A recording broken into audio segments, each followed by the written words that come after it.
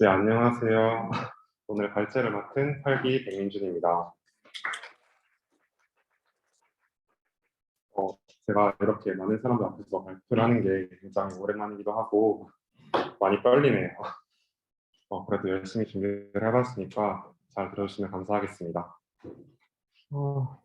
먼저 제가 발제하게 될 오늘 자료 제목은 리니어 리그레션 그리고 SVM입니다. 목차는 다음과 같습니다. 먼저 리니어 리그레션에 대해서 공부하시게 될 거고 그것을 약간 더 발전시킨 어드밴스드 모델 리치랑 라스트에 대해서 공부하시고 그 다음에 로지스틱 리그레션 마지막으로 SVM까지 이 순서대로 공부하시게 될 겁니다. 자, 오늘 우리가 공부하게 될 리니어 리그레션과 SVM 모두 다 지도학습이라는 커다란 카테고리에 들어갑니다. 지도학습이란 무엇일까요? 지도학습이란 주어진 입력과 출력 데이터가 있고 출력 데이터로 모델을 학습한 후에 입력으로부터 출력을 예측하고자 할 때 사용하는 학습 방법이라고 할 수 있습니다. 쉽게 말해서 레이블이 존재하는 것, 모델에게 정답이 뭔지 가르쳐주는 방법이 바로 이 지도학습이라고 생각하시면 되겠습니다. 이 반대는 비지도학습이겠죠. 즉 레이블이 만약 없고 모델에게 정답이 무엇인지 가르쳐주지 않으면 비지도학습이다라고 할 수 있습니다. 지도학습 안에는 획이랑 분류가 들어갑니다. 네, 획이란 변수들 간의 함수적인 관계를 탐색하는 과정이라고 할 수 있습니다.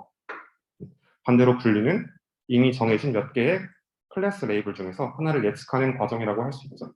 예를 들어서 우리가 몸무게 데이터로 키를 예측한다고 하면은 그것은 회귀 문제라고 할 수 있겠죠. 반대로 이메일의 스팸 여부를 예측하고자 한다. 그러면은 분류라고 할 수 있겠죠. 회귀와 분류의 가장 중요한 차이는 회귀는 연속적인 수치, 연속형 자료를 예측하는 점이고 반대로 분류는 이산적인 수치, 범주형 자료를 예측하는 점입니다. 몸무게로 키를 예측할 때도 170.3, 187.5 이런 식으로 연속적인 값을 예측했잖아요. 반대로 분류 작업 같은 경우 이메일이 정상이다, 아니면 스팸이다, yes, no, 0 또는 1 이런 식으로 이산적인 값이나 이산적인 값으로 변환될 수 있는 값을 예측하는 게 분류인 것입니다.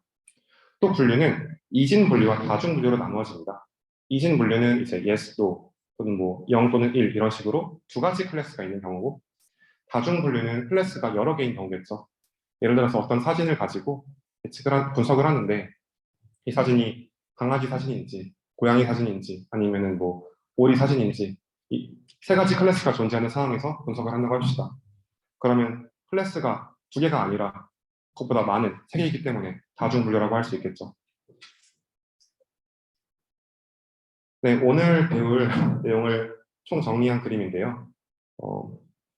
지도학습에는 회귀와 분류가 들어가고 오늘 회귀에서 리니어 리그레션 공부하시게 될 거고 분류에서는 로지스틱 리그레션과 이 SVM을 공부하시게 될 겁니다. 여기서 중요한 점은 그냥 데이터를 받으면 무작정 아무거나 마구잡이로 하는 게 아니라 우리가 어떻게 해야 되는지, 우리가 해야 하는 태스크가 무엇인지를 확실히 하는 것입니다. 우리가 회귀를 할 것인지, 분류를 할 것인지를 우선 명확히 정하고 나서 그 다음에 계속 분석을 하는 게 맞다는 것이죠. 그리고 어떤 방법론을 적용해야 되는지도 고민해 봐야겠죠. 회귀라면은 리니어 리그레션 쓸 것인지, 리치를 쓸 것인지, 라쏘를 쓸 것인지, 분류라면은 SVM을 쓸 것인지, 로지스틱 리그레션 쓸 것인지 고민해 봐야 할 것입니다. 자, 이제 본격적으로 하나하나 자세히 살펴보도록 하겠습니다. 먼저 리니어 리그레션입니다. 일단 회귀 분석부터 살펴보겠습니다. 회귀 분석은 변수들 사이 함수적 관계를 탐색하는 과정이라고 말씀드린 바가 있습니다. 여기서 당연히 관계가 있다는 것은 어떤 변수가 다른 변수에 영향을 준다는 말이겠죠. 다른 변수에 영향을 주는 변수를 독립변수 또는 설명변수라고 합니다. 반대로 다른 변수로부터 영향을 받는 변수를 종속변수 또는 반응변수라고 하겠죠. 아까 말씀드렸듯이 y라는 레이블이 있기 때문에 회귀는 슈퍼바이스드 러닝이고 여기에서 y가 연속적 자료이기 때문에 레그레션 태스크로 이 문제를 해결할 수 있다 말씀드렸죠. 이 회귀 분석 중에서 선형 회귀 분석이라는 것은 독립변수와 종속변수 간의 선형 상하관계를 모델링하는 기법을 말합니다. 즉 데이터들의 가장 가까운 선형식 하이퍼플레인을 찾는 모델이 바로 선형 회귀 분석이라고 말할 수 있죠. 여기서 많이들 오해하시는 게 있는데 선형 회귀 분석을 보고 그게 이꼴 회귀 분석이다라고 생각하시는 분들이 많아요. 근데 절대 그런 동치 관계가 아니고 호환 관계입니다. 회귀 분석이라는 커다란 카테고리 안에 리니어 레그레션, 선형 회귀 분석이라는 하위 분류가 있는 것이죠. 참고로 선형 회귀 분석에서 하나의 독립 변수를 가지고 종속 변수 y를 예측한다. 그러면은 단순 선형 회귀 분석, 심플 리니어 리그레션이 되는 거고, 반대로 독립 변수 k개로, 즉 2개 이상의 독립 변수로 종속 변수 y를 예측한다. 그러면은 다중 선형 회귀 분석, 멀티플 리니어 리그레션이 됩니다. 예, 단순 선형 회귀 분석은 아까 말씀드렸듯이 독립 변수가 하나인 경우입니다. 입력 데이터가 한 개인 경우 y절편이 베타 제로, 기울기가 베타 1인 1차 함수로 다음과 같이 출력 데이터를 표현할 수 있습니다. 여기서 우리가 찾아야 하는 학습 파라미터는 무엇일까요? 바로 베타 1, 베타 제로겠죠. 이 값들을 우리가 추정해야 되는 회귀 개수라고 합니다.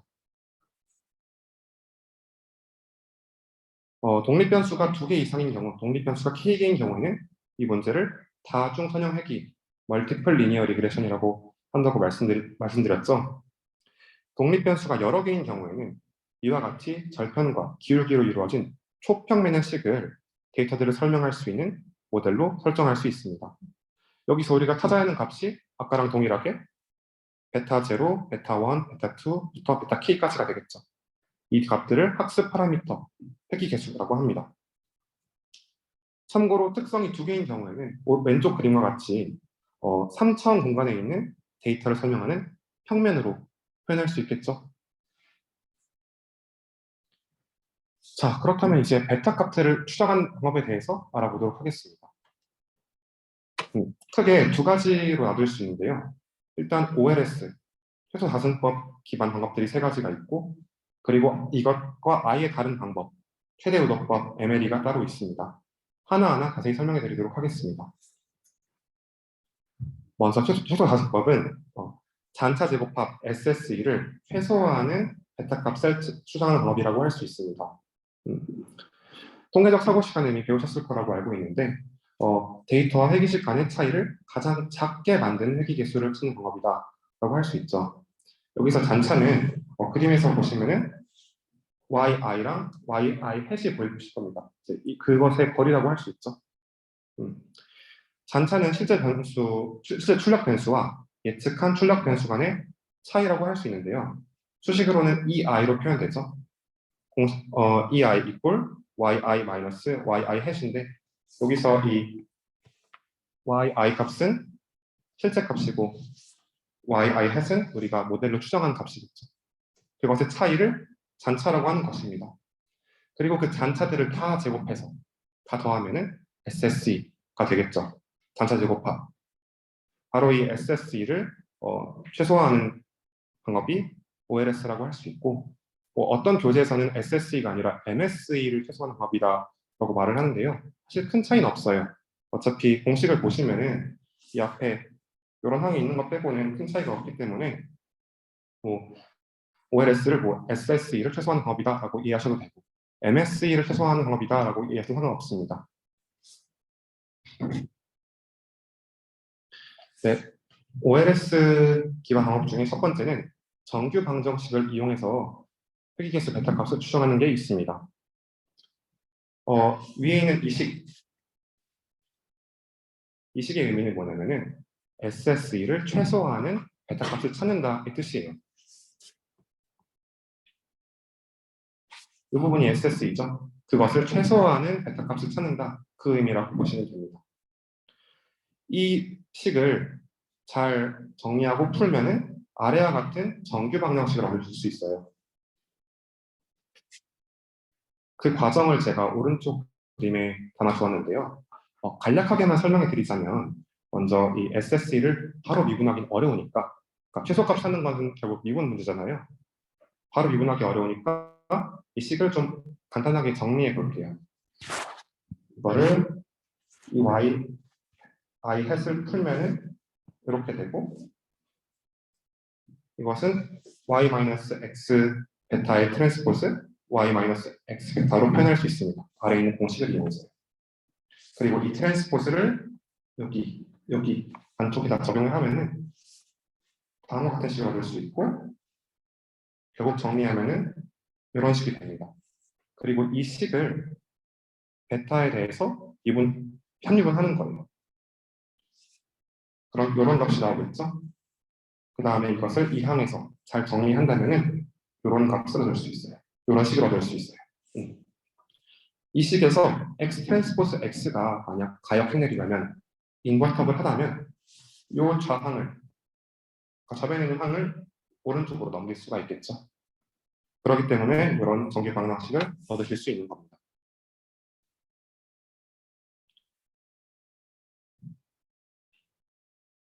그런데 이 정규 방정식을 이용하는 방법에는 커다란 단점이 있어요. 첫 번째로는 이 모델이 복잡해질수록 연산 시간이 크게 증가한다고 합니다. 가령 데이터가 2배만 더 증가한다 하더라도 5배에서 8배 정도 더 연산 시간이 증가한다고 해요. 또 두 번째 문제는 더 심각한 건데 이 x 트랜스포즈 x의 역행렬을 구할 수 없는 경우가 있잖아요. 우리가 역행렬을 항상 구할 수는 없는 거고 그럴 경우에는 사용할 수가 없습니다. 그때 사용하는 방법이 이 두 번째 방법인데요. 바로 특이값 분해로 유사역행렬을 구해서 정규 방정식을 변형하는 거예요. 특이값 분해는 원래 현역대수 들으신 분들은 아시겠지만 어떤 행렬을 세 가지 덩어리로 나누는 거죠. 근데 그거를 잘 이용을 하면은 다음과 같은 유사역행렬을 구할 수 있다고 해요. 그래서 이 정규 방정식의 이 부분을 제가 색깔을 다르게 했죠. 앞에 부분을 유사역행렬로 대체를 하는 겁니다. 그렇게 해서 회의계수를 근사적으로 구하는 거예요. 참고로 어떻게 그 SVD, 특이값 분해를 이용해서 유사역행렬을 구했냐? 이 방법은 제가 참고사항에 여기 적어주었습니다. 저희는 결과에 좀 더 집중하고요. 이 방법의 장점은 역행렬과 달리 유사역행렬은 항상 구할 수 있다고 합니다.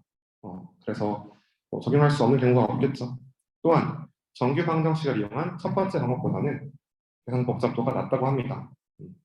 그래서 사이클런 패키지에서 이 방법을 사용한다고 하네요.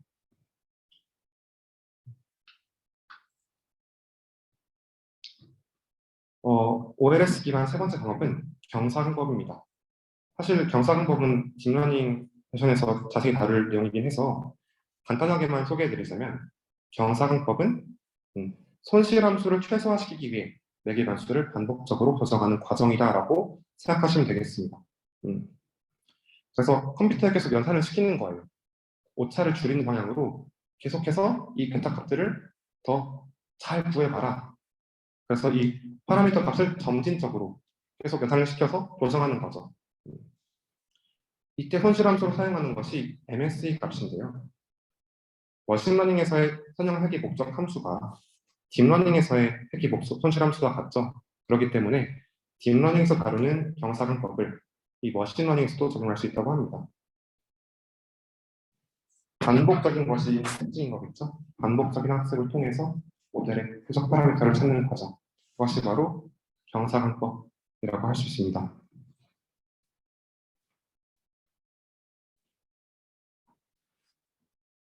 OLS 기반 방법들과 완전 다른 방법이 바로 이 최대 우도법 Maximum Likelihood Estimation MLE인데요. 이 방법은 말 그대로 우도를 최대화시키는 분포를 찾는 방법입니다. 그렇다면 어떻게 이 우도를 최대화시키는 분포를 찾을 수 있을까요? 먼저 우도라는 게 뭔지 알아야겠죠? 우도는 데이터가 어떤 분포로부터 만들어졌을 가능성을 의미합니다. 왼쪽 그림을 보시면은 이 X라는 데이터가 있고요. 근데 이 X라는 데이터가 어떤 분포로부터 왔을까요? 파란색 분포로부터 왔을까요? 주황색 분포로부터 왔을까요? 100% 확신해서 말할 수는 없겠지만 대부분의 분들이 주황색 분포에서 왔을 것 같은데 이렇게 말씀하실 것 같아요. 아무래도 이 데이터가 이 주황색 분포의 중심에 좀 더 몰려 있잖아요. 그래서 우도라는 것은 결국 어떤 데이터가 주어졌을 때 그 데이터가 어떤 분포로부터 나왔을 가능성을 의미하는 게 오더라고 생각하시면 됩니다. 이 경우에는 이 데이터가 주황색 분포에 대해서 좀 더 오도가 크다고 할 수 있겠죠. 수치적으로 이 가능성을 계산하기 위해서는 각 데이터 샘플에 대해서 후보 분포에 대한 높이를 계산해서 다 곱한다고 합니다. 실제로 이 왼쪽 그림 보시면은 이 주황색 분포에 대한 높이가 이 파란색 분포에 대한 높이보다 더 크죠. 그거의 곱이. 그래서 주황색 분포에서 왔을 가능성이 높다라고 말을 하는 거고, 이 아래에 있는 공식이 likelihood 펑션이에요. 다음 장에 있는데 이 함수를 우도 함수라고 합니다. 이 우도가 최대화되는 게 목표니까 이 식을 맥시마이즈 시켜야겠죠. 그런데 여기 프로덕트잖아요. 곱하는 거니까 어떤 곱이 들어가 있는 식을 최대화시키기 굉장히 어려워요. 그래서 우리는 보통 앞에 로그를 놓습니다. 로그를 놓으면 이 곱하는 항이 시그마, 즉 덧셈 항으로 바뀌어요. 그래서 이 함수를 로그 우도 함수라고 하고, 그래서 보통 이 로그 우도 함수를 사용해서 얘를 편입을 한 다음에 위식을 최대화시킨 획값을 찾는다고 합니다. 정리하자면은 최대우도법은 관측치가 주어진 상황에서 오도를 최대화하는 분포의 모수를 찾는 방법이라고 합니다. 중요한 것은 분포가 먼저 주어진 게 아니라 관측치가 먼저 주어진 것이 중요하겠죠. 우리는 분포를 모르고 분포의 모수를 모르는데 일단 데이터를 알고 있어요. 그래서 그 데이터를 기반으로 분포를 찾아가는 방법이다. 그게 바로 최대우도법이다 라고 생각하시면 됩니다. 정리하자면 회귀개수 베타를 추정하는 법은 다음과 같습니다. 먼저 OLS 기반의 정규 방정식을 이용하는 것, 그리고 특이값 분해로 유사역 확률을 구하여서 정규 방정식을 변형하는 것, 그리고 마지막으로 경사강법, 이 세 가지가 있었고, 또 이것과 아예 다른 방법으로 최대우도법 MLE가 있었죠. 관측치가 주어진 상황에서 오도를 최대화시키는 분포의 모수를 찾는 방법이 MLE였습니다. 자, 다음으로는 회귀개수의 의미를 살펴보도록 할게요. 회귀개수 베타 1, 베타 2, 베타 k는 x가 한 단위 증가했을 때 y의 평균적인 변화량을 의미한다고 해요. 따라서 회귀개수는 변수의 중요도로 간주할 수도 있고 회귀식을 통해 주요 인자를 판단할 수 있다고 합니다. 이게 무슨 말인지 예시를 통해 살펴보도록 할게요. 먼저 우리는 민준이라는 사람의 몸무게를 예측해 볼게요. 그러면 이제 y가 그달의 민준의 몸무게가 되겠죠. 근데 여기서 예측 변수로 사용하는 게 민준이가 한 달 동안 야식을 먹은 횟수가 첫 번째 독립 변수고, 두 번째 독립 변수는 한 달 동안 운동한 시간이에요. 이거를 가지고 몸무게를 예측해 보는 거예요. 그랬더니 이런 결과가 나왔대요. 이걸 가지고 무슨 해석을 할 수 있을까요? 첫 번째로는 이 회귀교수를 보는 거예요. 이게 무슨 의미를 갖고 있냐? 민준이가 야식을 먹는 횟수가 1회 증가할 때마다 민준이의 몸무게는 평균적으로 1.5kg씩 증가한다. 이렇게 해석할 수 있죠. 또 여기 마이너스 3인데 민준이가 운동을 하는 시간이 1시간 더 증가할 때마다 민준의 몸무게는 평균적으로 3kg씩 감소한다. 이렇게 해석할 수도 있겠죠. 즉 크기도 중요하고 부호도 중요한 거예요. 또 한 가지 더 중요한 것은 운동을 1시간 하는 것보다 야식을 덜 먹는 게 그 효과가 운동을 1시간 하는 것이 야식을 덜 먹는 것보다 평균적으로 효과가 2배 더 크다라고 말할 수 있겠죠. 즉 어떤 변수가 더 중요한지 회귀개수를 보고 판단할 수 있는 거예요. 자, 다음은 스케일링의 중요성입니다. 회귀 분석은 스케일링에 매우 민감한 방법이에요. 그렇기 때문에 입력 변수들의 범위나 분포가 크게 다른 경우에는 스케일링을 하는 것이 바람직하다고 합니다. 예를 들어서 어떤 Y라는 지역별 소비자 물가지수나 어떤 경제 지표를 예측한다고 해볼게요. 이때 X1이 해당 지역의 30층 이상의 빌딩의 평균 가격이라고 하면, 그리고 X2가 김밥 한 줄의 평균 가격이라고 하면은 범위가 꽤 다르겠죠. 분포가 다르겠고. 이런 경우에는 회귀 개수를 해석하는 게 큰 의미가 없을 수도 있어요. 그래서 스케일링을 하는 것이 바람직하다. 분포나 범위가 꽤 다른 경우에는 스케일링을 하는 것이 좋다. 이게 첫 번째 핵심 포인트고, 두 번째로는 그렇다면 스케일링을 뭐 어떤 방법을 적용하는 것도 상관없냐라고 물어보실 수 있는데 방법에 있어서도 중요하다고 합니다. 보통 우리가 민맥스 스케일링과 스탠다드 스케일링을 많이 쓰잖아요. 민맥스 스케일링 같은 경우에는 동일한 변화에 따른 차이를 보고자 할 때 용이하다고 합니다. 예를 들어서 빌딩과 김밥 가격이 동일하게 10% 올랐을 때 그때 Y가 얼마나 변하는지를 보고 싶다면 민맥스를 사용하는 게 좋겠죠. 반대로 스탠다드 스케일링을 적용한다 했을 때 그럼 용이한 게 뭐냐? 이 스탠다드 스케일링은 장점이 분포의 특성 고려하는 거잖아요. 그래서 각각 빌딩과 김밥의 분포에서 Z스코어가 1만큼 증가했을 때, 동일하게 증가했을 때 Y가 얼마나 변화하냐 그 차이를 알고 싶을 때 사용하는 게 좋다고 합니다. 제가 실수로 슬라이드를 바꿔버렸어요, 순서를. 그래서 20페이지부터 먼저 볼게요. 그럼 회귀 분석을 어떻게 평가하냐? 결정계수 R 스퀘어라고 평가한다고 합니다. 회귀 모델에서 독립변수가 동속변수를 얼마만큼 설명해 주는지 가르치는 지표가 이 R 스퀘어인데요. 0부터 1까지의 값을 가진다고 합니다. 1에 가까울수록 더 좋다고 해요. 그리고 이 R 스퀘어 값은 공식을 보시면 SST분의 SSR인데요. 갑자기 SSR은 뭐고 SST는 뭐지? 생각하실 수 있는데 아까 SSE가 잠시만요. 요 잔차 부분을 제곱해서 더한 거라 했잖아요. SSR은 이 부분을 제곱해서 더한 겁니다. 즉 우리가 모델로 추정한 식과 평균값의 차이를 제곱해서 더한 게 SSR이고 실제 값과 데이터 전체의 평균값의 차이를 제곱해서 더한 게 SST라고 할 수 있겠죠. 결국 R 스퀘어는 선형회귀의 예측값 Y 해시 Y 바 대비 얼마나 실제값 Y를 잘 설명하는지를 알려주는 지표라고 할 수 있습니다. 만약 이 R 스퀘어 값이 0에 가까우면 굉장히 설명하기 낮다는 것이겠죠. 안 좋은 것이겠죠. 0에 가까우면 차라리 평균 Y 바를 예측하는 게 더 나을 수도 있어. 이런 의미입니다. 반대로 1에 가까우면 굉장히 설명을 잘하고 있다라고 생각하시면 됩니다. 자, 보통 다중이 좋을까요? 단순이 좋을까요? 다중 선형회귀가 좋을까요? 단순 선형회귀가 다중 선형회귀가 좋을까요? 많이 떨리네요. 보통 다중 선형회귀가 더 이제 설명력이 높다고 합니다. 왜냐하면 한 변수로 예측하는 것보다 여러 변수로 예측하는 게 훨씬 더 높은 예측력을 보일 수 있기 때문입니다. 그런데 변수가 많아지는 게 항상 좋은 건 또 아니에요. 변수가 많아지면은 과대적합 또는 다중 공산성 문제를 야기할 수 있습니다. 과대적합은 출력 변수와 상관성이 없는 입력 변수 때문에 회귀식이 복잡해지고 이로 인해서 학습 데이터에 대해서 과대적합되어서 예측력이 감소하는 것을 의미합니다. 이 그림을 보시면 이 과소적합이랑 과대적합을 제가 비교해 보았는데요. 과대적합은 모델이 너무 훈련 데이터에만 과하게 적합된 나머지 일반성이 떨어지는 경우를 의미하는 거고요.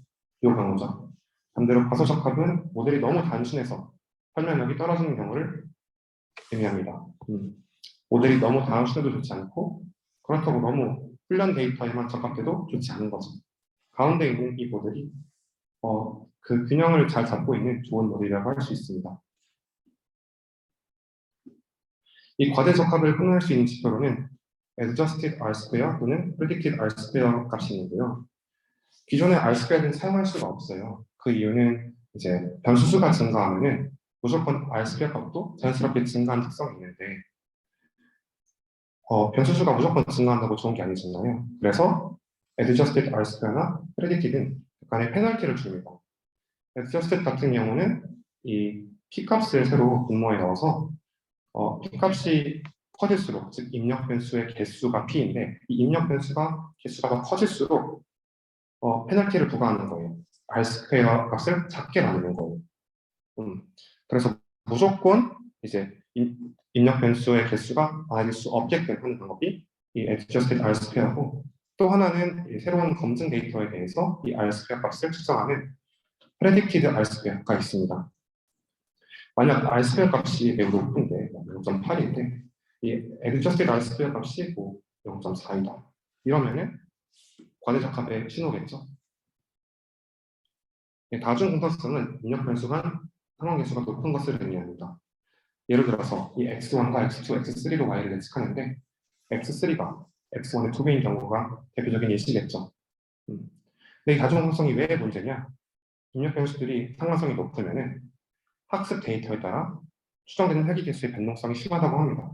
그러니까 데이터가 조금만 바뀌어도 회귀 개수가 바뀌는 거죠. 그렇기 때문에 회귀 개수를 해석하는데 굉장히 큰 어려움이 있겠죠. 회귀 개수는 더 이상 출력 변수에 대한 상대적인 설명력으로 하기 어렵다. 이 다중 공사성을 측정하는 지표로는 상관계수랑 VIF가 있습니다.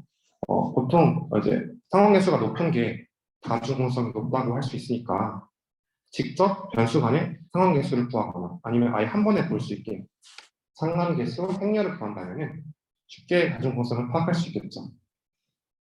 그런데 가장 많이 사용하는 지표는 결국 VIF인데 Variation Index Factor. 이 지표는 공식은 간호가 돼요. 1-RK squared. 근데 이 RK squared를 어떻게 특정을 하냐? 이게 K번째 변수잖아요. K번째 변수에 대한 VIF를 구하는 거잖아요. 이 XK라는 애를 다른 입력 변수들로 회귀 분석을 하는 거예요. 다른 변수들로 회귀 분석을 해서 그때 나오는 이 R 스퀘어드 값을 이때 나오는 이 R 스퀘어드 값을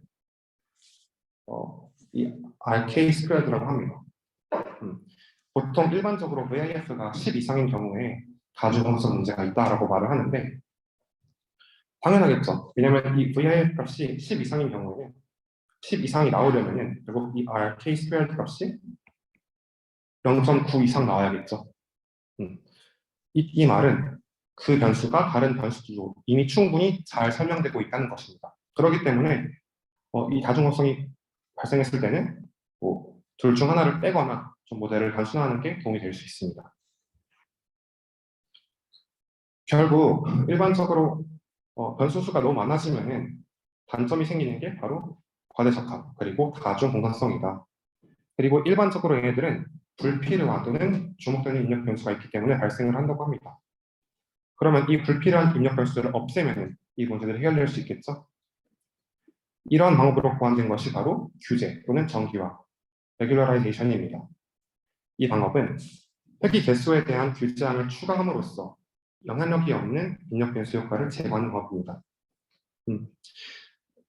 수식을 보시면 좀 더 편하실 텐데 원래 다중 선형에는 이거 있잖아요. 여기에다가 규제항을 추가한 거예요. 이 규제항을 추가해서 회귀 개수 값들이 마음대로 날뛸 수 없도록 약간의 규제를 더한 겁니다. 그림을 보시면 좀 편하실 텐데 여기 원래 이런 회귀 분석을 했어요. 근데 딱 봐도 모델이 너무 과대적합되어 있죠. 이 모델에서 이 변수, 이 회귀 개수랑 여기 개수 값을 굉장히 0에 가깝게 해서 줄여줘서 좀 일반화시키는 거예요. 그럼 성능이 좀 더 좋아지겠죠. 대표적인 규제가 있는 선형기가 바로 리치와 라쏘입니다.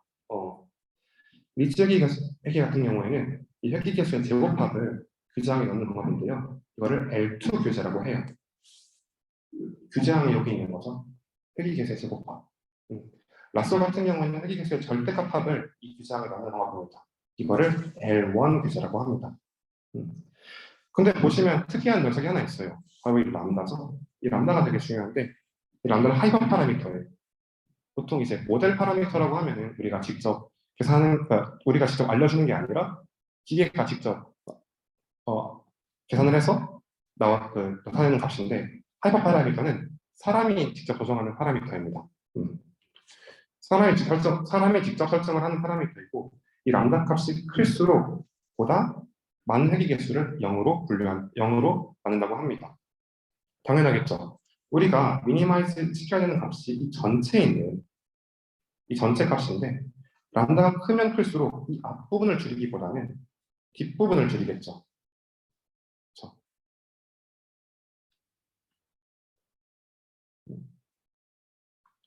그런데 이 리치와 라쏘 같은 경우는 다음과 같은 방법으로 최적화 표현으로 다음과 같은 표현으로 나타낼 수 있다고 합니다. 바로 최적화 방식인데요.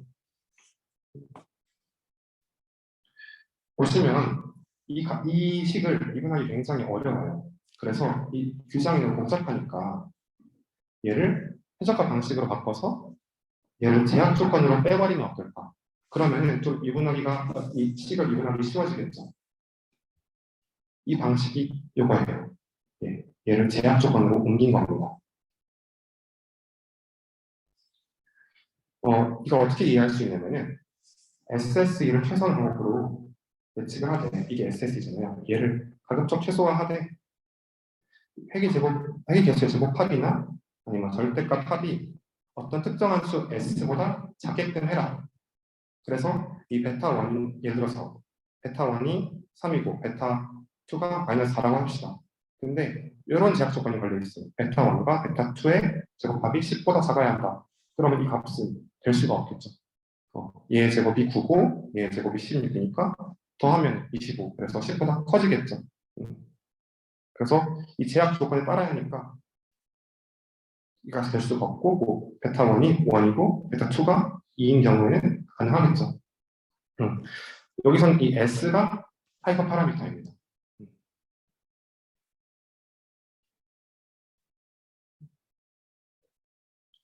이 리츠와 라쏘를 이해하는 데 있어서 좀 도움이 될 만한 그림을 하나 가져와 봤는데요. 바로 이 그림이에요. 여기서 하늘색 영역이 회귀가수가 가질 수 있는 능력, 즉 제약 조건입니다. 2차원 입력 특성이 두 개인 경우를 살펴보자면 리치 같은 경우는 베타1과 베타2의 제곱이 어떤 값보다 작거나 같아야 하는 거잖아요. 이 제약 조건이 이 원으로 표현될 거예요. 반대로 라쏘 같은 경우는 베타1의 절대값 플러스 베타2의 절대값 이 값이 어떤 특정한 값 S보다 작아야 한다. 이 제약 조건이 이렇게 표현된 거예요. P개수 값들은 무조건 여기 제곱을 깜빡했네요. P개수 값들은 무조건 이 제약 조건의 범위 안에 있어야 한다는 거죠. 자, 이 점들은 뭐냐? 그렇다면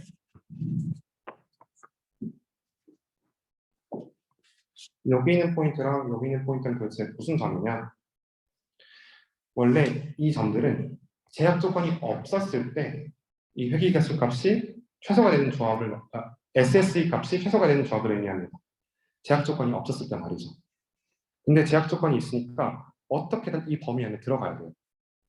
그래서 사실 원래 이쪽 가운데 중심점에서 멀어질수록 SSE가 커질 수밖에 없고 가까워질수록 SSE가 작아질 수밖에 없는 건데 어떻게든 이 안에 들어가야 하니까 이 제약 조건을 만족시켜야 하니까 얘를 서서히 커지게 만드는 겁니다.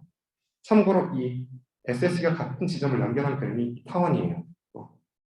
이 타원 안에 있는 점들은 모두 SSE가 같아요. 그래서 이 지점에서 만나게 되겠죠. 이 지점이죠. 이 지점의 조합이 B개수가 될 것이고 이 지점의 조합이 B개수가 될 것입니다. 자, 이 그림을 보시면은 다음과 같은 사실을 알 수 있습니다. 리치는 회귀개수를 0에 가까운 수로 축소하는 반면에 라쏘는 완전히 0으로 축소한다. 그림을 보셔도 이 만나는 지점이 마른노가 제약 조건인 경우에는 딱 이런 데 만나기 쉽겠죠. 한 회귀개수가 0으로 되기 쉽겠죠. 근데 이런 경우에는 뭔가 0으로 될 수도 있지만 보통 약간 0에 가까운 값으로만 가지 완전히 0으로 간 경우는 좀 드물겠죠. 자, 그렇다면 리치랑 라쏘 둘 다 배웠는데 그럼 더 좋은 게 뭐냐? 라고 물어보실 수 있는데 데이터에 따라 성능은 다를 수 있어요. 데이터에 따라 성능이 좋은 알고리즘은 다릅니다. 다만 입력 변수들이 전반적으로 비슷한 수준으로 출력 변수에 영향을 미치는 경우에는 리치가 좀 더 좋고 반대로 그 영역의 편차가 좀 큰 경우에는 라쏘가 좋다고 합니다. 지금 그리고 퀴즈 문제 나왔었는데 라쏘 같은 경우는 L1이었죠. 리치가 L2였고 근데 이게 잘 안 헤어지잖아요. 뭐 제곱합항을 규정에 넣는다. 그리고 뭐 절대값 합항을 규정에 넣는다라고 하는데 저는 이거를 쉽게 외우는 방법이 있는데 그러니까 리치를 좀 저는 길게 발음을 하거든요.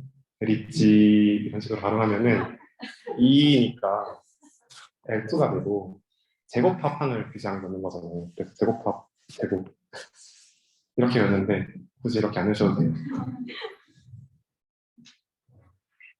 네, 다음 방법은 로지스틱 리그레션입니다.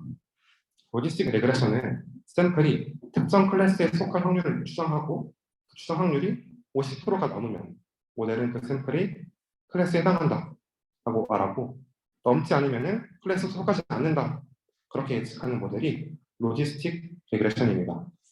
이진 분류 모델이에요.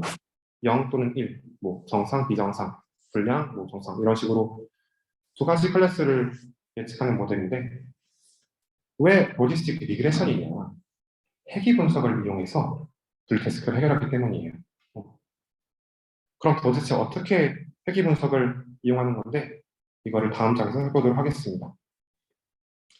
일단 이 로지스틱 회귀의 핵심은 클래스 1에 속할 확률을 예측하는 것입니다.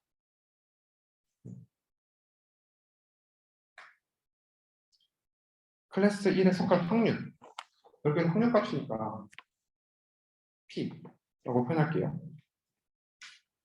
이 확률을 예측하는 게 우리의 궁극적인 목표인데, 우리는 회귀 분석을 해서 이 P를 예측하고 싶은 거예요.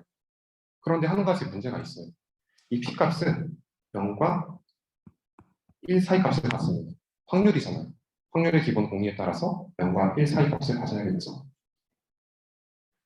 반대로 이 좌변에 있는 이 식은 베타 0 플러스 베타 1 x1 플러스 해서 점점점 베타 x, 베타 k xk, 이 식은 마이너스 무한대에서 플러스 무한대까지 범위를 가지해요. 그래서 이걸로 얘를 예측할 수가 없겠죠. 범위가 안 맞는데 무슨 예측이에요. 그럼 어떻게 할까 고민을 했는데, 사람들이 도출해낸 방법이 P를 예측하는 게 아니라 이 자연로그 1-P분의 P를 예측하면은 할 수 있는 게 이 방법을 구하는 거죠. 얘를 우리가 로짓이라고 합니다. 자, 이렇게 되면 양변이 모두 마이너스 무한대에서 플러스 무한대로 범위가 맞춰져요.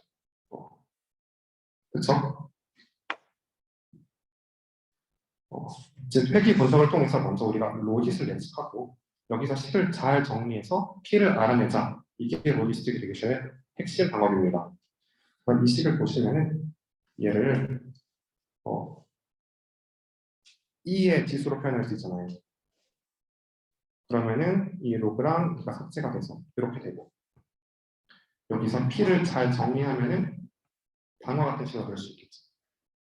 정리해 드릴게요. 우리는 원래 이 회귀 분석을 통해서 P를 예측하고 싶었는데 그럴 수 없었어요. 범위가 안 나와서. 그래서 우리가 P를 예측하는 것이 아니라 로짓을 예측하자, 이렇게 문제를 바꿔버렸어요. 그러니까 범위가 딱 맞아 떨어지더라 이거죠. 그래서 입력 변수들로 로짓을 추정한다. 이때 이 베타 1 이런 값들은 무엇을 의미하겠어요? 베타 2, 베타 k 이런 값들은 뭘 의미하겠어요? x가 한 단위 증가했을 때 로짓의 증가량을 의미하겠죠. 이 식을 잘 정리했더니 이런 식이 나왔고, P를 추정할 수가 있는 거죠.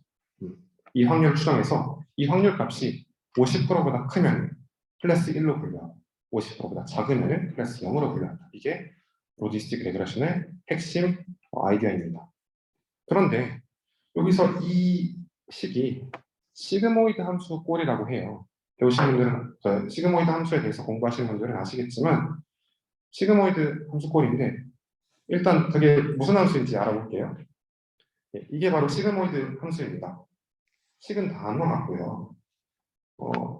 이 식을 이제 분모랑 분자에 모두 E의 x승을 곱해주면 이렇게 표현할 수 있겠죠.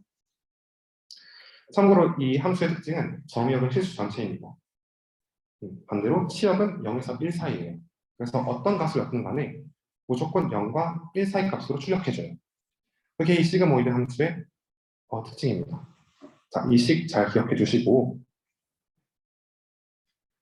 결국 로지스틱 회귀는 우리가 아까 P를 예측하기 위해서 식을 변형하고 로짓을 추정하고 이런 과정을 배웠는데, 이렇게도 이해할 수 있어요. 로지스틱 회귀는 주어진 입력 변수들의 현황 결합을 시그모이드 함수에 넣고 그 결과값을 확률값으로 이해하는 알고리즘이다. 이렇게 이해할 수도 있는 거예요. 그러니까 선형 결합을 시그모이드 함수 여기다 넣고 입력값으로 그 출력값을 확률값으로 이해를 해서 이 확률값이 0.5보다 크면은 1로, 작으면은 0으로 분류한 알고리즘이다. 이렇게 이해도 된다 하는 말씀이십니다. 여기서 P는 클래스 1에 속할 확률이겠죠. 다음은 로지스틱 레그레션의 손실함수에 대해서 배워보실 건데, 로지스틱 레그레션은 이 회귀개수 베타 값들을 추정할 때 OS가 아니라 MLE를 사용한다고 해요. 이 MLE를 사용해서 베타 0, 베타 1, 베타 2, 베타 K 등을 추정한다고 합니다. MLE가 우도 함수를 사용하는 방법이었죠. 근데 이때 우도 함수를 그대로 사용하는 게 아니라 변형된 공식을 사용한다고 합니다. 이게 우도 함수예요. 근데 이 우도 함수에 먼저 로그를 취하고, 로그를 취하면 이 곱들이 플러스 U로 바뀌겠죠. 그 다음에 마이너스를 넣는다고 합니다.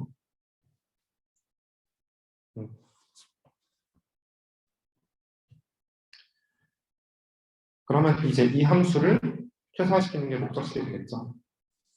이 손실 함수를 이진 크로스 엔트로피라고 합니다. 이 로지스틱 리그레션만의 독특한 손실 함수라고 해요. 우도 함수를 한번 설명드리자면, 이제 px 같은 경우는 이제 클래스 1인 어떤 데이터가 클래스 1의 확률이잖아요. 클래스 1에 속할 확률. 자, 이게 if문 같은 거예요. 그래서 만약 클래스가 실제로 1이라면은 이 px 값이 커지는 게 좋겠죠. 만약 근데 실제 데이터가 0이라면은 1-px 값이 커지는 게 좋겠죠.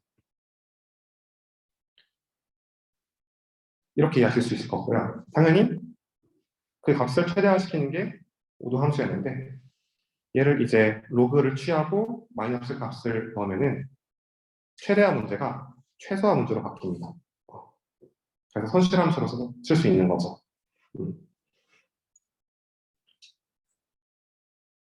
자, 이어서 SVM인데 아무래도 흐름상 지금 쉬고 10분간 쉬고 다음에 진행하는 게 좋을 것 같아서 일단 휴식을 취하겠습니다. SVM으로 넘어가기 전에 오타가 있어가지고 알려드릴 것 같아요. 여기 제가 1이 아니라 0인데 제가 스스로 1이라고 적었네요. 그래서 이거 다시 설명드리자면은 이게 if문 같은 거라고 설명드렸잖아요. 그래서 만약 실제 데이터가 1인 경우에는 요거를 최대화하고, 실제 데이터가 0인 경우에는 요 값을 최대화하는 함수가 로지스틱 레그레션의 우도 함수다라고 말씀드렸습니다. 자, 이제 SVM으로 넘어가도록 할게요. SVM은 클래스가 다른 데이터를 명확히 거부할 수 있는 초평면을 구하는 알고리즘으로 초평면 해공간에서 마진을 최대화하는 하나의 초평면을 구하는 알고리즘입니다. 하나의 초평면을 탐색한다고 합니다. 그래서 예시를 하나 들어볼게요. 아래 그림에서 각 분류기는 모두 학습 데이터를 잘 분류합니다. 1번 분류기, 2번 분류기, 그리고 3번 분류기. 근데 모두 똑같이 좋은 분류기라고 할 수 있을까요?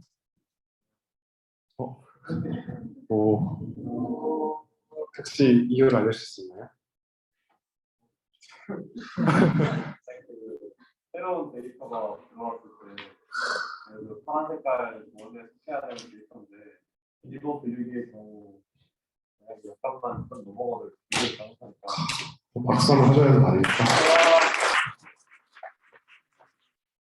답을 해주셨어요. 네, 제가 로라고 써놨는데, 새로운 데이터가 들어왔을 때, 특히 테스트 데이터가 들어왔을 때 1번 분류기는 잘 분류를 못할 가능성이 높겠죠.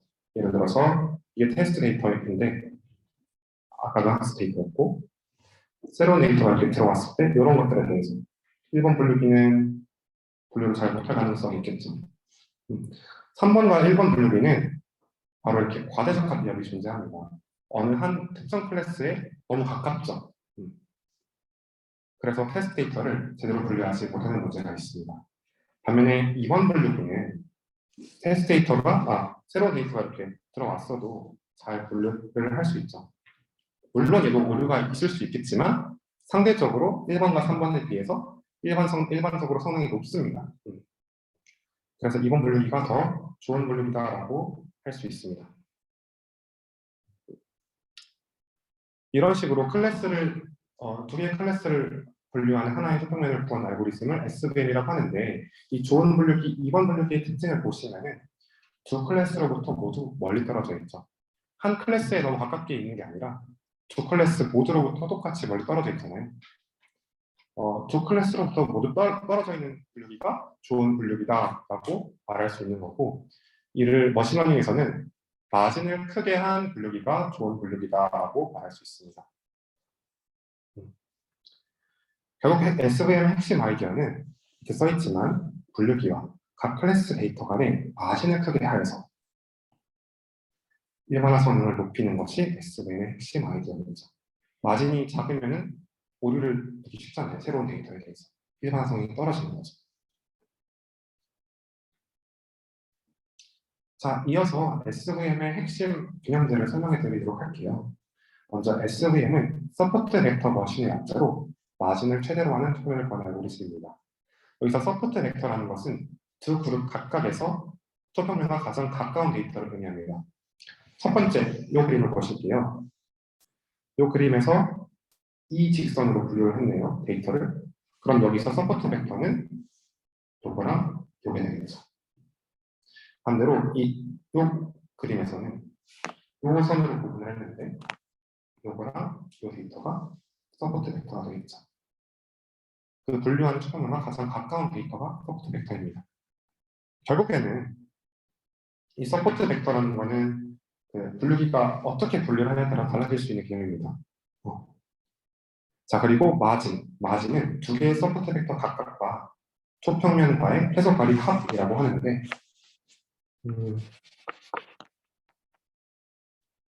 여기서 보시면 D1과 D2가 마진입니다. 그래서 이 서포트 벡터랑 초평면까지의 거리, 요거랑 여기까지의 거리, 그것의 합이 마진인 것이죠. 여기서도 이 서포트 벡터랑 여기까지의 거리, 서포트 벡터랑 분류하는 직선까지의 거리, 여기 이 거리의 합이 마진이 되는 건데, 이 세 가지 분류기 중에서 어떤 분류기가 제일 좋을까요? 제가 동그라미 칭찬을 남겨놓은 세 번째 그림이 세 번째 그림에서 제일 좋은 분류가 그려져 있죠. 그 이유는 마진이 제일 크기 때문에. 자, SVM에 대해서 몇 가지 참고사항을 알려드리도록 하려고 해요. SVM은 기본적으로 두 개의 클래스를 분류하기 위한 이진 분류 알고리즘입니다. 하지만 뒤에서 보시겠지만 다중 분류로도 확장이 가능해요. 이건 이제 뒷부분에 설명드릴 거고요. 또 이 SVM은 초평면으로 분류하는 알고리즘이에요. 무조건 직선으로 분류하는 그런 고정관념은 버리시길 바랍니다. 아무래도 2차원 예시가 보기도 좋고 설명하기도 편하고 이해하기도 쉽다 보니까 제가 거기에 이제 2차원 예시를 많이 준비했고, 머신러닝 관련 교재에서도 그런 예시가 많은데 오른쪽 그림처럼 그렇게 평면으로 분류할 수 있는 거예요. 평면으로도. 또 3차원 평면이 4차원에서도 적용할 수 있는 거죠. 그런 경우에는 초평면이 되겠죠. 분류하는 그 분류기가. 자, 이제 이어서 SVM의 수리적 모델을 해보도록 할게요. 조금 어려운 부분일 수 있는데, 이 SVM이 과연 그럼 수리적으로, 그러니까 수식으로 어떻게 표현될까? 이거에 대해서 알아보는 거라 생각하시면 돼요. 앞에 두 부분은 바로 지금 이해하실 수도 있어요. 우리는 초평면을 구해야 돼요. 2차원에서는 직선이고, 3차원은 평면이고, 그 이상은 초평면인데, 이런 식을 놓고 이 W 값들을 구하는 게 우리의 목적이겠죠. 근데 어떤 초평면을 구하냐? 마진을 최대화하는 초평면. 여기까지 이해하실 수 있죠. 아까 마진이 좋은 게 좋다고 했으니까요.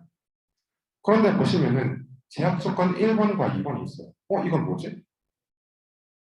뭔가 이해하기 어려운 말로 써야 되는데, 일단 이 제약 조건이 왜 필요한지부터 설명해 드릴게요.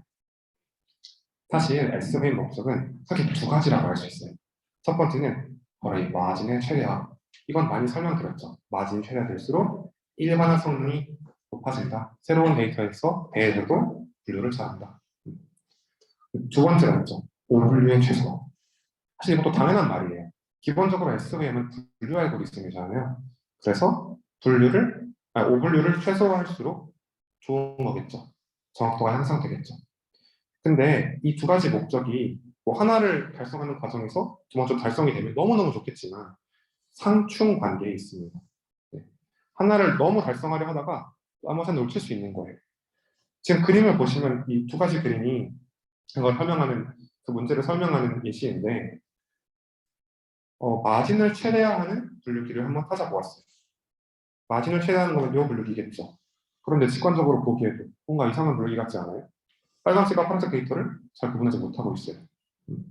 오히려 이런 분류기가 마진이 좀 작아도 잘 분류한 분류기라 할 수 있겠죠. 반대로 오른쪽 그림을 보시면은 오분류를 최소화하려는 나머지 이런 좀 극단적인 분류기를 그려봤습니다. 이렇게 되면은 뭐 오류는 없어. 얘가 이쪽으로 잘 포함되어 있긴 해. 근데 아마 일반화 성능은 좀 떨어질 것 같아. 이런 생각이 드시겠죠? 그래서 이 경우에는 이런 분류기가 오히려 약간의 오류를 허용하더라도 이 점선이 약간의 오류를 허용하더라도 좀 좋은 분류기가 아닐까? 뭐 이런 생각을 하실 수 있을 거예요. 좀 두 개 다 극단적인 예시긴 하지만 현실에서는 제가 앞부분에서 보여드렸던 그런 깨끗한 데이터 예시보다는 좀 지저분한 데이터가 많거든요. 그래서 이 마진의 최대화와 오분류의 최소화 이 둘 중 하나만 너무 집착하다 보면은 나머지 하나를 놓칠 수 있다. 이 두 가지 목적 둘 다 우리가 중요하게 생각해야 하는 것들이고 이 두 목적은 서로 상충 관계에 있다. 아시면 될 것 같아요. 그래서 제약 조건이 있는 거죠. 이 제약 조건으로 아까 말한 사항들을 또 고려해 보려고요. 이 제약 조건 1번은 뭐냐? 대부분의 데이터는 초평면과의 최소 거리가 서포트 벡터와 초평면과 최소 거리보다 커야 한다. 이게 무슨 말이냐고 생각할 수 있는데 쉽게 말하면 나는 가급적 오분류가 없었으면 좋겠어. 이 말이에요. 즉 대부분의 데이터는 음, 이 서포트 벡터와 초평면과의 거리가 이만큼이잖아요. 이거를 A라고 할게요. 그리고 어떤 임의의 데이터부터 초평면까지 거리를 B라고 할게요. 이 B가 A보다 커야 된다. 이 말입니다. 초평면과 최소거리 B가 서포트 벡터와 초평면 최소거리 A보다 작아야 된다. 이 말이에요. 근데 여기서 말하는 거리는 절대거리 개념이 아니라 방향도 고려하는 개념이에요. 예를 들어서 여기 이런 데이터가 있잖아요. 이 초록색 세모. 이 데이터 같은 경우는 여기까지 거리가 A라고 했을 때 여기서부터 여기까지 거리가 C잖아요. 절대적인 양으로 봤을 때는 C가 더 크죠. 근데 이런 거는 바람직하지 않잖아요, 사실. 이 말에 따르면은, 이 1번 제약 조건에 따르면. 그래서 방향까지 고려해서 이 세모 데이터는 세모 서포트 벡터보다 위쪽에 있어야 돼요. 여기 있어야 한다. 이 개념이고. 동그라미 데이터는 동그라미 서포트 벡터보다 아래쪽에 있어야 한다. 이게 바로 제약 조건 첫 번째입니다. 설명하는 거. 이게 대부분의 데이터에 대해서 설명드리는 개념이고, 그러나 일부 데이터에 대해서는 나는 이 초평면과 최소거리가 서포트 벡터와 초평면의 최소거리보다 작아지는 것을 허용한다. 이게 무슨 말이냐면은 대부분의 데이터는 세모는 이쪽에 있었으면 좋겠어. 동그라미는 이 아래쪽에 있었으면 좋겠어. 이지만 일부 데이터에 대해서는 만약에 일반화선을 크게 높일 수 있다면은 어느 정도 우리를 허용해 주겠어. 이 정도는 내가 허용해 줄 수 있어. 이거죠. 마진을 더 크게 해서 일반화 성능을 크게 높일 수 있다면은 오분류가 안 해도 괜찮아. 이 뜻이에요.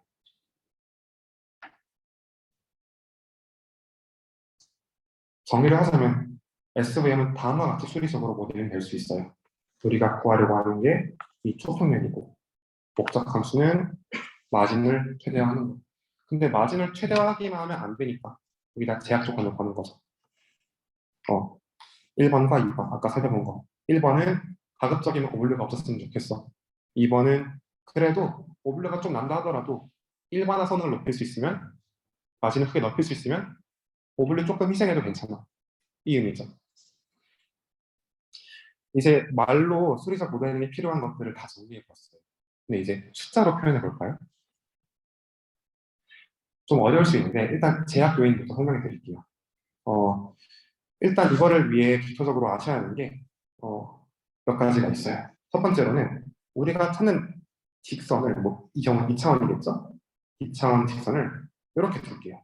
보통 우리가 직선을 표현할 때 y equal ax 플러스 b 표준형으로 많이 두는데 ax equal by 플러스 c 뭐 이런 식으로 일반형으로 둘 수 있잖아요. 이게 일반형 꼴인 거예요.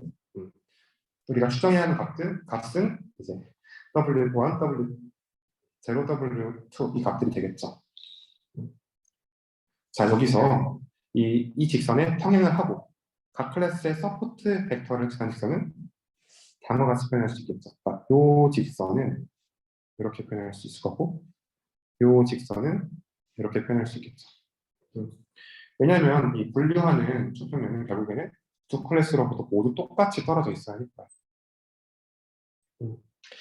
이때 이 직선 1보다 요 직선보다 위쪽에 있는 점들은 그 좌표값들을 요 식에 대입했을 때 각각의 좌표값들을 여기 대입했을 때 값이 2분의 맞은 거다 크겠죠.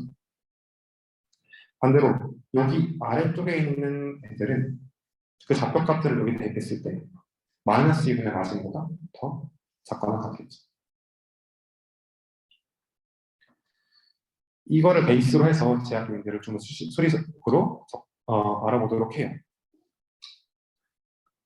우선 우리가 하고자 하는 건 대부분의 데이터는 초평면과 희소가리가 서포트 벡터와 초평면과 희소가리보다 커야 한다 이 말인데 대부분의 데이터에 대해서는 이 값이 그러니까 세모인 경우에는 2분의 n보다 커야 돼요.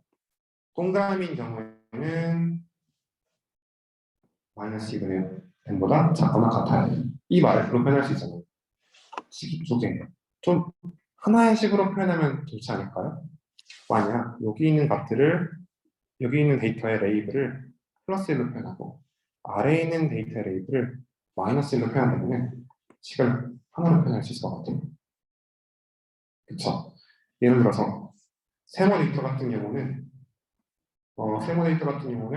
yi 값이 플러스 1이기 때문에 yi 곱하기 요 식을 해도 플러스 2분의 마진보다 커야 돼. 이게 되는데 동그라미 같은 경우는 이 y 값이 마이너스 1이잖아요. 그래서 이 마이너스 1과 이걸 곱하면은 부등호 기호 바뀌고 마이너스 플러스로 바뀌어서 똑같이 이렇게 표현할 수 있어요. 수학적인 트릭이죠. 두 개의 식을 간단하게 하나로 표현하는 거. 그리고 이것은 또 내적으로 이렇게 표현할 수도 있어요. 굉장히 간단해졌죠. 이게 1번 제약 조건입니다. 두 번째 제약 조건은 만 일부 데이터에 대해서는 초평면과 효소거리가 서포트 벡터와 초평면과 효소거리보다 작아지는 것을 허용해 이 말인데 일부 데이터에 대해서 이걸 수리적으로 표현하면은 이렇게 돼요. 갑자기 뭐 이상한 애가 등장했는데 이 x이란 놈은 원래 자신이 속해 있어야 할 클래스의 서포트 벡터를 지나면서 그러니까 요 서포트 벡터를 지나면서 분류 초평면과 평행한 초평면 여기랑 이 직선이랑 오분류를 일으키는 데이터까지의 거리예요. x이가 이 거리. 얘를 슬랙 변수라고 하는데요. 얘가 바로 오분류된 데이터를 허용하면서 모델을 더욱 강건하게 하는 요소라고 합니다. 즉 여기서부터 우리가 거리를 측정했을 때 아까 그 식에 다시 설명드릴게요. 아까 이 식에 요거를 넣었을 때 그게 2분의 마진보다 커야 돼요. 이게 일반적이었는데 일부 데이터에 대해서는 2분의 마진에서 빼기 xi를 넣어준 거죠. 일부에 대해서는 오분류를 활용한 거니까 이렇게 표현할 수 있다고 합니다.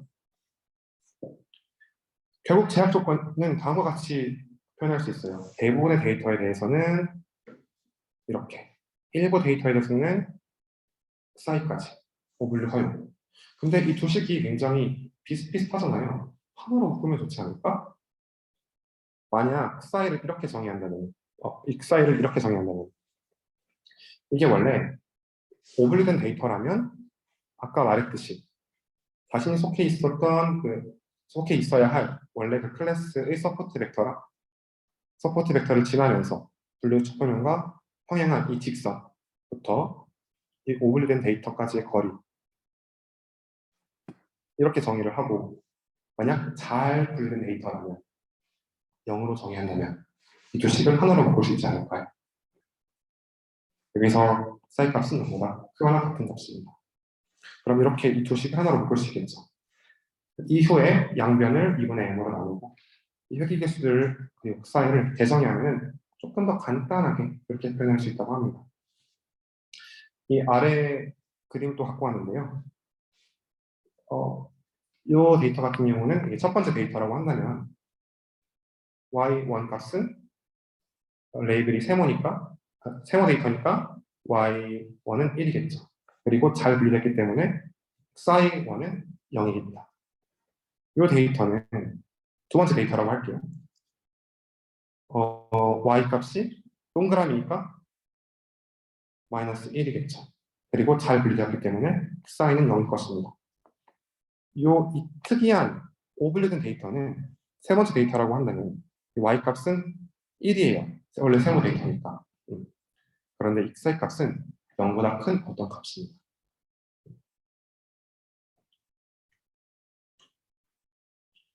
자, 이제 목적 함수를 한번 수리적으로 모델링 해볼게요. 지금까지는 제약 도면이었고 이제 목적 함수인데 결국에는 이걸 한번 증명해 볼게요. 마진을 좀 표현해내는 거잖아요. 우리가 마진을 최대한다가 목적 함수였으니까 우리가 마진을 표현해내는 거잖아요. 여기서부터 여기까지 거리가 마진이겠죠. 근데 일단은 어려우니까 여기부터 알아보자고요. 자, 서포트 벡터를 x 플러스라고 할게요. 이 서포트 벡터에서 분류 설명까지 내린 수단의 발을 x 파이라고 할게요. 그러면은 일단 요 직선을 우리가 좀 다르게 한번 표현해 볼까요? 양변을 2분의 m으로 나눠요. 이렇게 되겠죠. 그 다음에 이 개수들을 재정해 봅시다. 요거를 이렇게 표현해 봅시다. 대정의하는 거예요.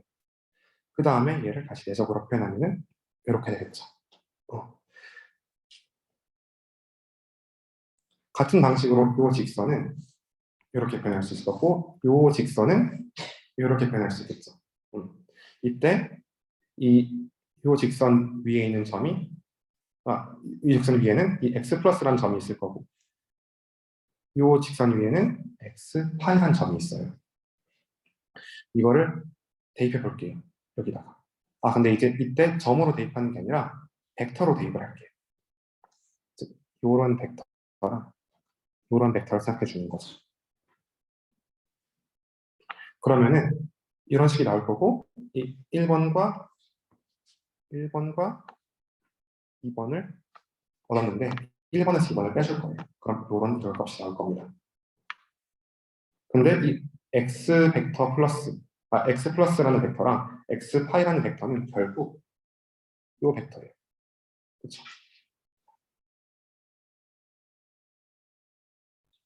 자, 아까 요 식을 얻었었는데 결국 벡터 간의 내적이잖아요. 요것도 벡터고 요것도 벡터인데 두 벡터 간 내적은 다음과 같은 공식으로 표현할 수 있죠.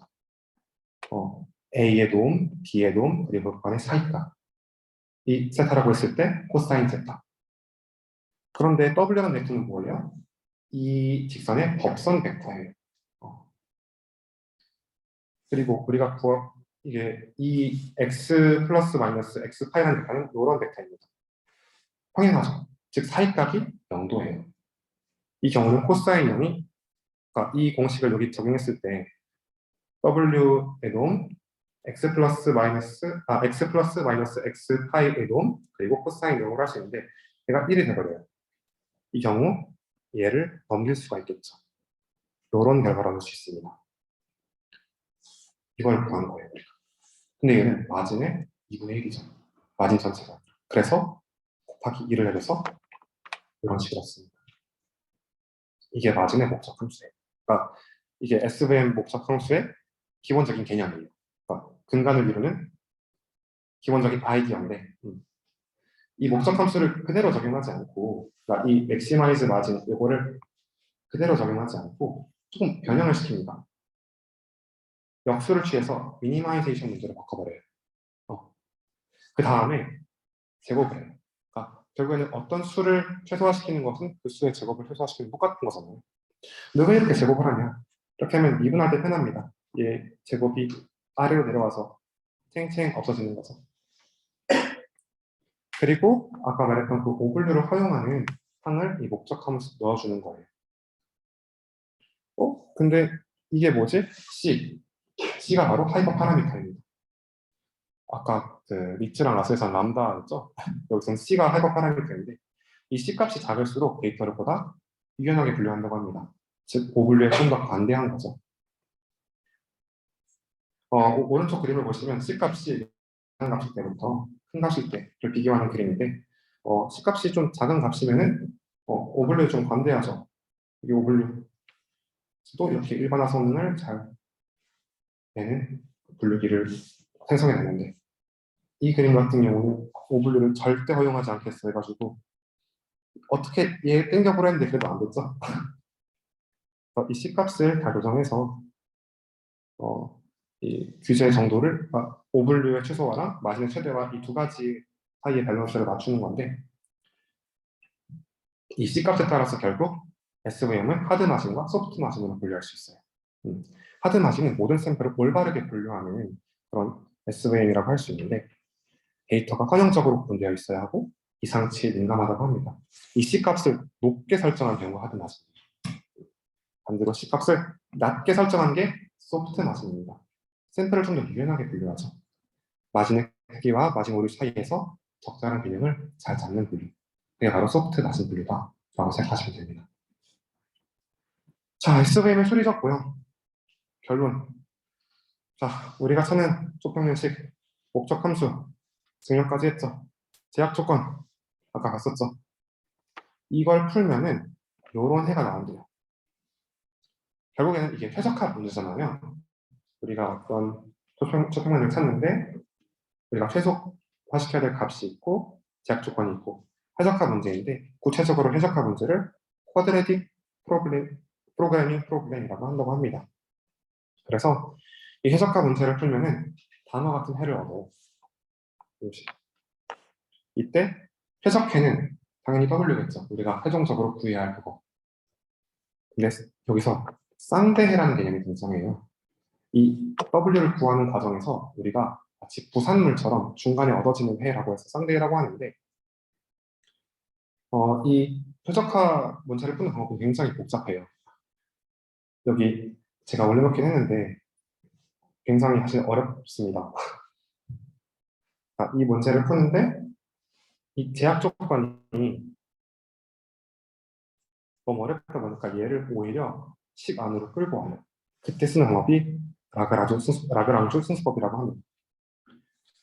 그러면 결국 이 식을 최소화시키는 문제로 바꿀 수 있는데 이거를 잘 변형시켜서 맥시마이즈 시키는 문제로 바꿔요.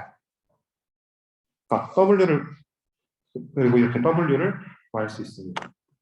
이 과정에서 핵심은 W를 구하는 게 너무 어려워서 식을 잘 변형시켜서 이 알파를 구하는 문제로 바꾸는 거예요. 그래서 이 알파를 쌍대해라 하는 거고 뭐 결론적으로는 나중에 W를 구하게 되지만 뭐 굉장히 복잡한 해석화 문제를 푸는 과정이다. 이거는 뭐 참고사항으로만 알아주셔야 될 것 같아요. 지금까지 우리가 선형 SVM을 공부했어요. 근데 이제 여러분은 이런 데이터를 잘 분류하실 수 있나요? 이런 데이터 같은 경우는 직선을 어떻게 그어도 분류하기가 어렵겠죠. 뭐 이렇게 그어도 뭔가 잘 분류했다고 말하기 어려울 것 같고 이렇게 뭐 이렇게 어떻게 분류를 해도 잘 안 될 것 같아요. 지금까지 배운 지식으로는. 이런 경우에는 비선형 SVM을 적용해야 한답니다.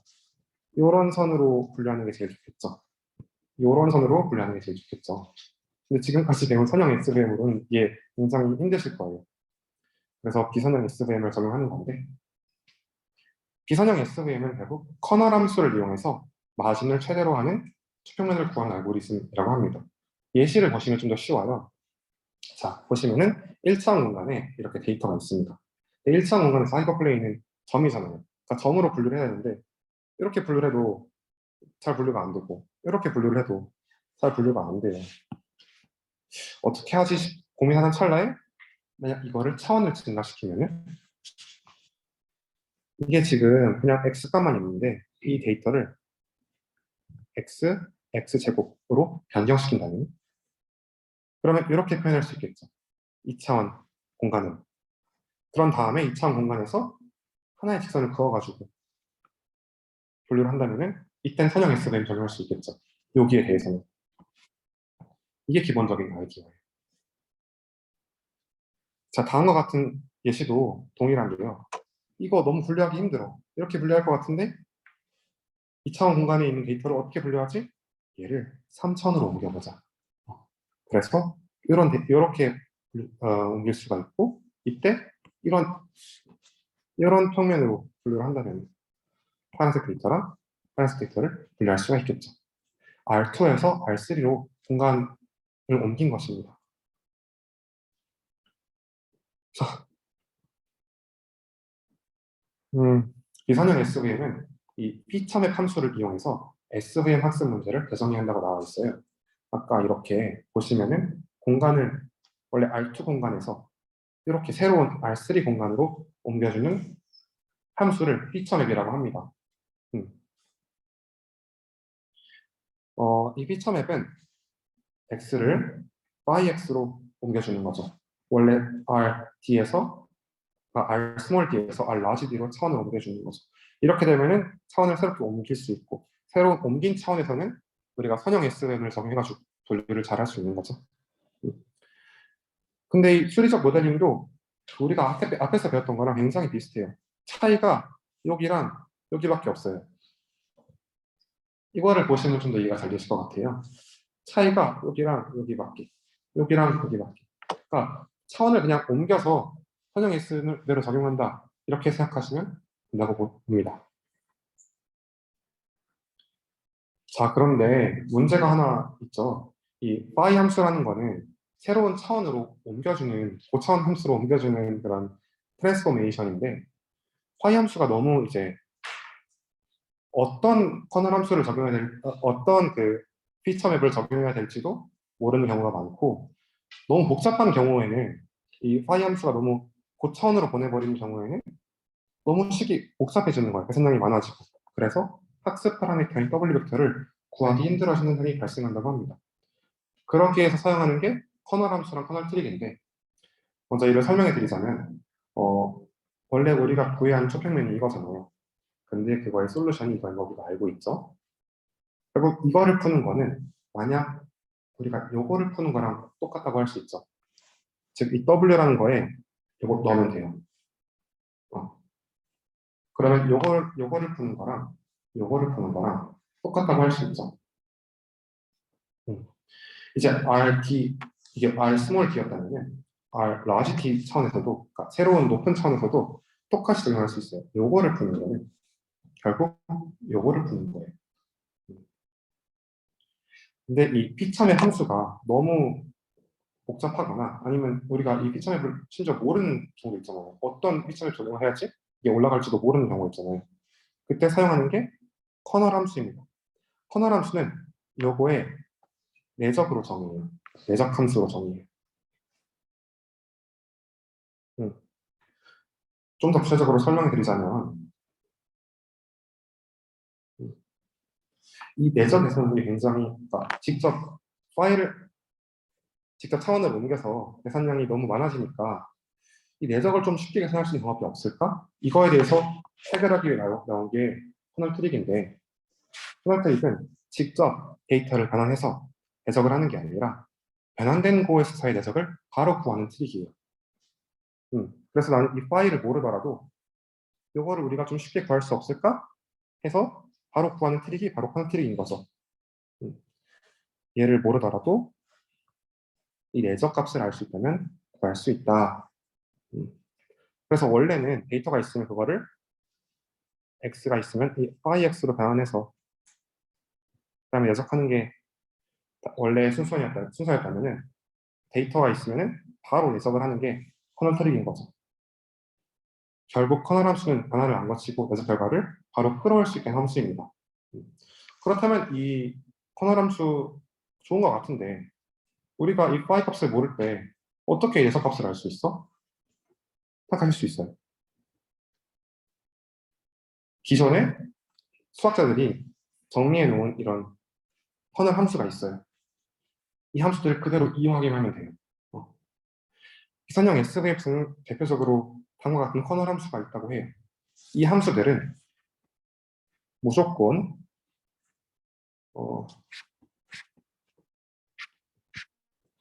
이렇게 표현이 돼요. 그러니까 어떤 함수가 항상 이렇게 표현된다고 장담할 수 없는데 여기 있는 함수들은 이렇게 표현이 되는 거예요.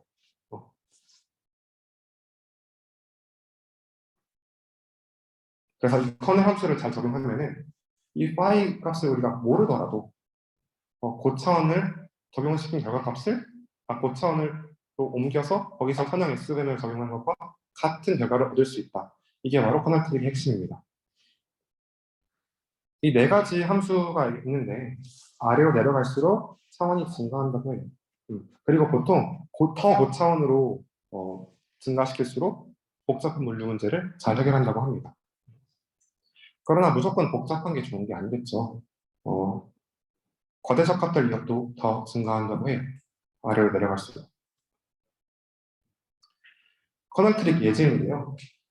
이거는 폴리노미얼 커널 함수죠. 이런 형태죠. 여기 다항함수.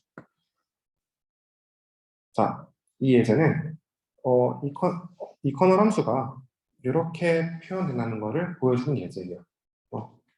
이 커널 함수는 무조건 이렇게 표현된다. 살펴보시면은 요거의 제곱을 다 전개를 했고 이것을 어떤 벡터, 트랜스포즈, 벡터로 표현을 했고 이게 이럴 값이다. 여기서 phi-x라는 거는 결국 이런 벡터로 표현할 수 있다.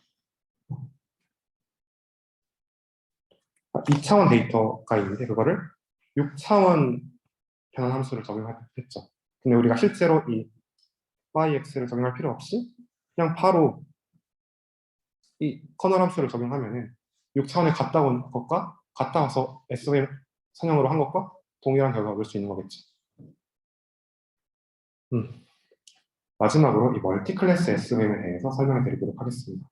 SVM은 기본적으로 2차원, 그러니까 두 가지 클래스를 분류하는 방법이라고 말씀을 드렸어요. 근데 이 다중 분류로도 확장 가능하다고 아까 말씀드린 바가 있습니다. 멀티 클래스 SVM을 수행하는 방법은 일반적으로 두 가지로 나뉜다고 합니다. 첫 번째로는 one versus rest, 그리고 두 번째가 one versus one 방법인데요. 하나하나씩 살펴보도록 하겠습니다. one versus rest는 클래스별로 해당 데이터 클래스, 해당 클래스와 나머지 클래스를 구별하는 모델을 만들고 이를 통해 새로운 데이터가 들어갔을 때 각 모델 중 가장 높은 출력값을 가진 클래스로 분류한다. 이 말이 무슨 말이냐면 각 클래스별로 이 클래스랑 나머지, 그래서 one versus rest, 이 클래스랑 나머지를 분류하는 모델을 만드는 거예요. 예를 들어서 모델 2 같은 경우는 세모랑 나머지를 분류하는 모델이죠. 모델 1은 뭐예요? 동그라미랑 나머지를 분류하는 모델. 모델 3는 네모랑 나머지 이 세 가지를 만들고 이 모델 1에 대해서 2에 대해서 3에 대해서 그 출력 값을 새로운 출력 값에 대해서 점수를 매기는 거예요. 그래서 이런 별이라는 데이터가 들어왔을 때 모델 1은 난 이 데이터에 대해서 세모가 아닌 것 같아. 모델 2는 모델 2가 세모나 나머지 분류하는 거네요. 죄송해요. 모델 2 같은 경우는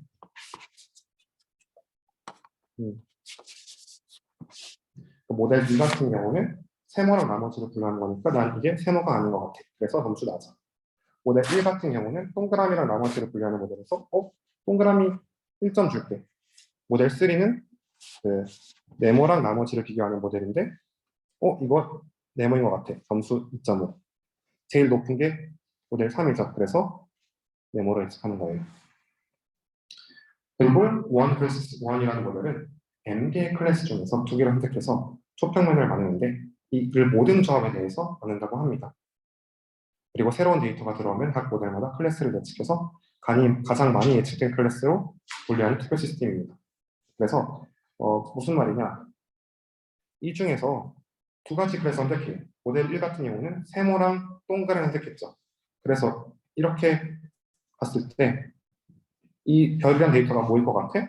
동그란 것 같아. 또 두 번째로는 세모랑 네모를 선택해요. 이렇게. 이 데이터가 뭐일 것 같아? 네모일 것 같아.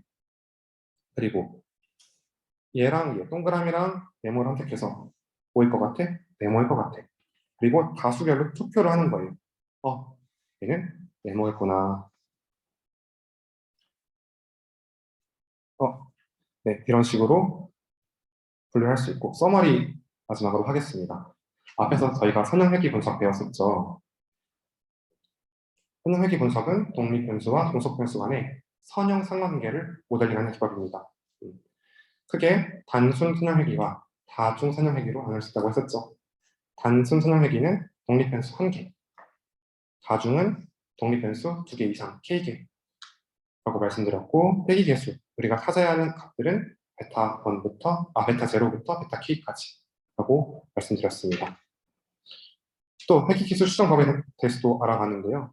크게 OLS 기반 세 가지 정규 방정식 이용하는 거, SVD, 특이값 분해를 이용해서 유사 경역 구해서 정규 방정식 변형하는 거랑 경사관법, 그리고 두 번째가 MLE, 세대운용법이었죠. 자, 리치와 라스토에 대해서 살펴봤습니다. 이게 왜 등장했냐? 다중 선형 회귀에서 변수의 수가 너무 많아지면은 과대적합 또는 다중 공정성 문제가 발생할 수 있기 때문에 좀 필요 없는 변수를 줄여서, 불필요한 변수를 줄여서 이걸 좀 방지해보자 라는 거였죠. 그래서 등장한 게 리치와 라스토였는데, 참고로 과대적합 판단 지표로는 R adjusted square, 그리고 predicted R square 값을 이용했었고, 다중 공정성 분한 지표로는 상황계수 행렬과 VIF를 이용했습니다. 자, 리치 회귀에서는 회귀계수의 제곱합을 규정하게 대입했어. 라쏘 회귀에서는 회귀계수의 절대값을 규정하게 대입했었죠. 리치가 L2, 라쏘가 L1이었습니다. 이 람다가 하이퍼 파라미터였죠. 이렇게. 리치는 회귀계수를 0에 가까운 수로 축소하는 반면에 라쏘는 회귀계수를 완전히 0으로 축소한다까지 말씀드렸습니다. 로지스틱 리그레션, 샘플이 특정 클래스에 속한 확률을 추정하고 추정 확률이 50%가 넘으면 모델은 그 샘플이 해당 클래스에 속한다고 예측하고 넘지 않으면 속하지 않는다고 예측한다. 이게 로지스틱 리그레션의 기본 아이디어였고, 원래 P를 예측하고 싶었는데 예측할 수 없었으니까 로디스를 예측해서 식을 잘 변형해서 이렇게 예측하고, 이 값이 0.5보다 크면 클래스 1, 작으면 클래스 0, 기본 아이디어였죠. 그리고 로지스틱 리그레션의 손실함수는 바이너리 크로스 엔트로피라고 불렸고, 이렇게 쓸 수 있다까지 배웠습니다. SVM도 공부를 했었죠. SVM은 클래스가 다른 데이터를 명확히 구분할 수 있는 초평면을 보호하는 알고리즘으로 초평면의 해 공간에서 마진을 최대화하는 하나의 하이플레인을 탐색한다. 서포트 벡터는 두 그룹에서 가장 가까운, 각각에서 초평면에 가장 가까운 데이터, 얘랑 얘를 말했고, 이 두 서포트 벡터 각각과 초평면과 최소거리 합을 마진이라고 했습니다. 기본적으로 마진이 좋을수록 좋다 했죠. SVM은 기본적으로 이진 분류를 위한 알고리즘이었으나 다중 분류로도 확장 가능하다. 그래서 OVR, OVO, one versus rest, one versus one으로 확장 가능하다 말씀드렸습니다. 자, SVM 수리적 모델링, 좀 제가 시간을 좀 많이 할애해서 강조를 한 부분인데, 이 수리적 모델링 과정을 좀 잘 아시면 좋겠습니다. 그리고 비선형 SVM 같은 경우는 여기서 커널 함수를 사용해서 마진을 최대로 하는 표현을 구하는 알고리즘이었다라고 말씀드렸고, 우리가 선형 SVM을 적용하지 못하는 경우에 그거를 차원을 증가시켜서 선형 SVM을 해결했는데, 커널 함수를 이용하면은 굳이 그렇게 복잡하게 변형을 하지 않고도 애석값을 공식으로 그냥 그대로 사용해서 쉽게 구해서 마치 고차원에 가까운 것과 같은 효과를 낼 수 있다라고 말씀드렸습니다. 네, 출처 참고 구간이고요. 여기까지 발표 마치겠습니다. 감사합니다.